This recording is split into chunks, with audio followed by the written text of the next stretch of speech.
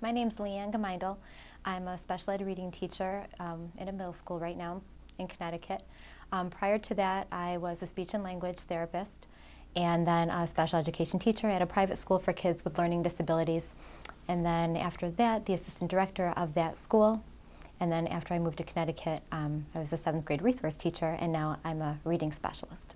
One of the difficulties that I see the special education teachers face and our students face is taking the Connecticut Mastery Test, because typically our students are behind, whether they're behind in reading, math, or writing, and yet they still need to take the same test. It used to be that the kids could take an out-of-level test or an out-of-grade test, and now they can opt to take a modified test. However, the content is still the same, just the test is shorter. So if they're reading out of grade level or if their math skills are out of grade level, they still need to take that test at grade level. So we don't see the growth that the students might actually be making in their special education classes. They might work with a resource teacher, they might be in a self-contained reading or math class, and those teachers will collect their own data, as I do in my reading class, using a non-standardized test. We do progress monitoring that we send home to families every week.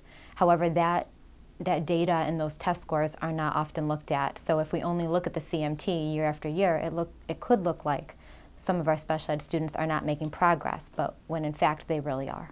In a co-teaching classroom, there are benefits as long as you have common planning time. I think that's a huge piece. I've co-taught in language arts classes, and it's been very successful, especially when the regular teacher and I figure out a way to balance things. The common plan time, like I said, is one, but then also sharing responsibilities and dividing the students up effectively is very, very important. For example, I might ask the regular teacher to work with the special ed students, and I might take lower level regular ed kids. One of the downfalls of co-teaching can be that sometimes the regular teacher doesn't want to give up the reins of his or her classroom.